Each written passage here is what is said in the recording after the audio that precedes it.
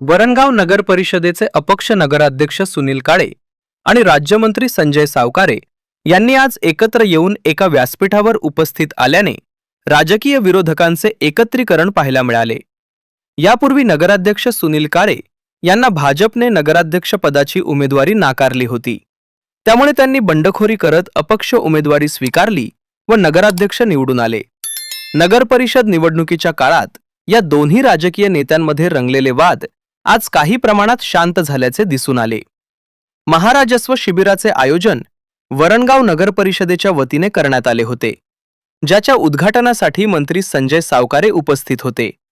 या शिबिरात प्रांताधिकारी, तहसीलदार, नगरसेवक तसेच परिसरातील लाभार्थी उपस्थित होते। शिबिरादरम्यान नागरिकांना रेशन कार्ड, महसूल विभाग व इतर आधीच्या योजनांचा लाभ देण्यात आला।